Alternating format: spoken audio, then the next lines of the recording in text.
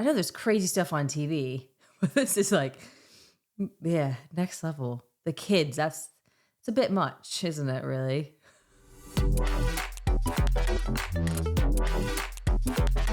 Hey guys, it's Amanda. This video has been on my list for a while as so many people mentioned it after I watched the most disturbing British adverts, which I'll admit were pretty impactful, so I'm very curious what Britain's horrifying public safety adverts will be like, as that's what we're watching today.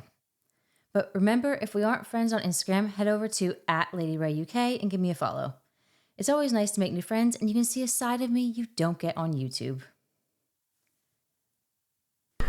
Following the Second World War, Britain faced the task of rebuilding the countless bombed-out houses and city slums that had defined cities since the Victorian era. Their solution was high-rise cities in the sky, which housed families just fine, but had the unintended side effect of leaving residents with a sense of loneliness and isolation. Meanwhile, on the television, the children growing up in the post-war era saw a world of conflict and disarray, political turmoil and divisions over the future.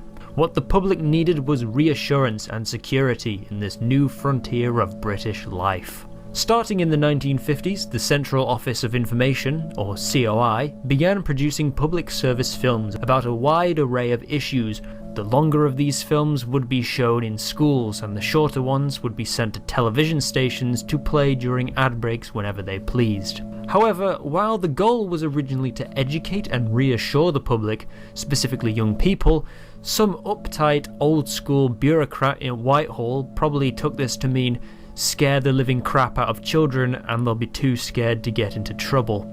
And so, with this distorted goal in mind, the gears of the COI were put into motion.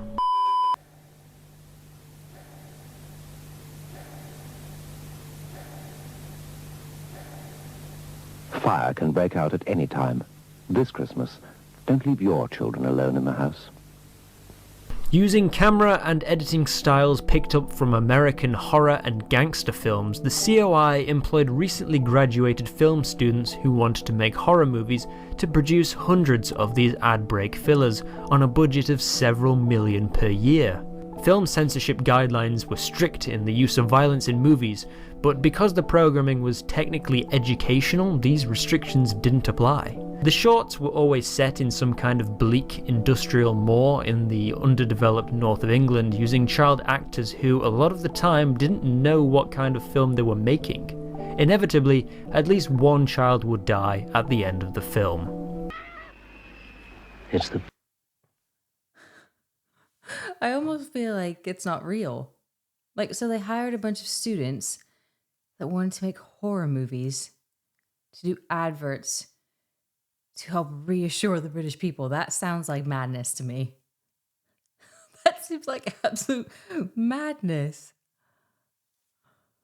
Perfect place for an accident. Oh, look, there's someone in the water. Quick, use that big stick to get him out. Sensible children. I have no power over them. And all of them are like this. Very slow, very dry, lots of visual space and audio silence. Draws you in, and then suddenly, BAM! Murdered children. One of the most famous of these was 1979's film Apaches, a film about farm safety.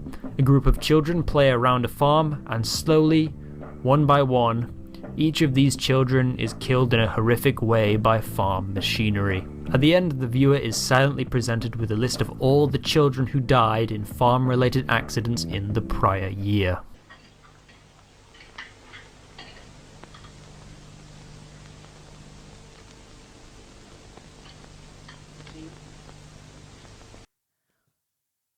I just cannot seem to wrap my head around this. So that advert where all the children were gone, one by one, that was to make them be safe. so they wouldn't be naughty. That seems a bit excessive, doesn't it? It seems quite ridiculous today to spend hundreds of thousands of pounds in taxpayer money to produce a 30-minute short film about not playing near a farm, But this was the 1970s, where there were only 3 TV channels, there was no internet, and unless you wanted to listen to Grandad talk about killing 3 Germans at the Somme, you had to play outside. Another of these films is called The Finishing Line, which seems like it takes place in some sort of dystopian world where children being forced to run across railway tracks is a sport.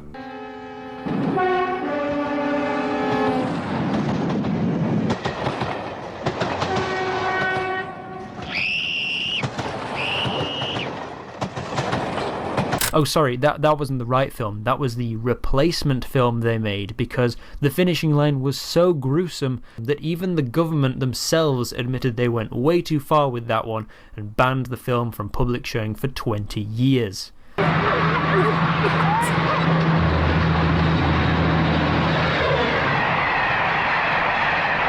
Anyway, The Finishing Line ends with hundreds of murdered children being laid down on a railway line.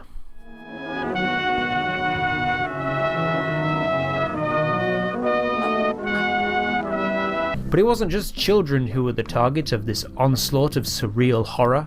In the 1980s, amid fears of an AIDS crisis, the government produced a series of television spots for adults on how to avoid catching HIV. Yeah,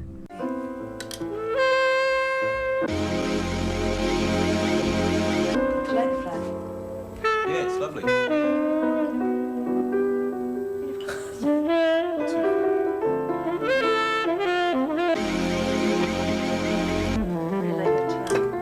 That one was a bit more surreal, but there's this one, voiced by none other than John Hurt, and this one's a bit more spooky. It is a deadly disease and there is no known cure. The virus can be passed during sexual intercourse with an infected person. Anyone can get it. So protect yourself. And read this leaflet when it arrives. And I'd be doing a dishonour not to mention Oh, I know this is a serious topic, but that advert was ridiculous. Make sure you read this pamphlet. Honestly, I just can't imagine actually sitting down watching TV and this comes on, because it does, like he said, the commentator, it's surreal. Like, I know there's crazy stuff on TV, but this is like, yeah, next level. The kids, it's a bit much, isn't it, really? Protect and Survive, which was the film intended to be played on television in the days leading up to an anticipated nuclear war. Originally top secret, the film was leaked to the BBC and shown to the public in 1980. You are better off in your own home. Stay there. There was just something grim about watching instructions on how to properly dispose of dead family members. If anyone dies while you are kept in your fallout room, move the body to another room in the house. Label the body with name and address, and cover it as tightly as possible in polythene, paper, sheets, or blankets. And the music for these films as well, they were always these repetitive synth keyboard music.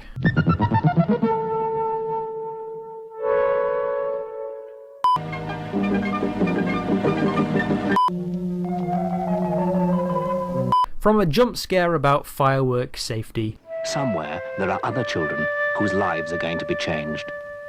Will one of them be your child? To an unsettling ad about drink driving featuring a crying child. How am I supposed to explain that you killed a little boy? There was seemingly no end in sight to the British government's weird desire to terrify the public. Alas, all things must come to an end.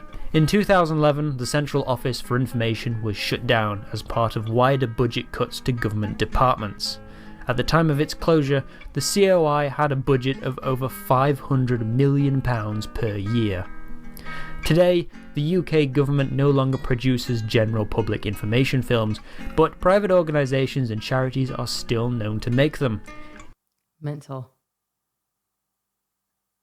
Absolutely mental. I feel like for a lot of those I was quite speechless, to be honest.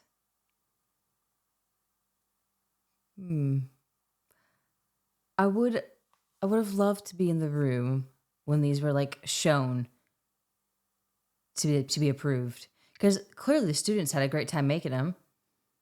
They wanted to make horror movies, and it seems like that's exactly what they've done. And they're just like, that's great. Put it out there. People will love it. But I'd love to watch some other ones. So I'll see if I can find some other videos. If you have any links to any, put them in the comments below. And also let me know your thoughts. Like, what do you think about these? Let me know. And as always, if you haven't already, please subscribe to the channel. Smash that like button if that's what you're into. And I'll see you in the next video.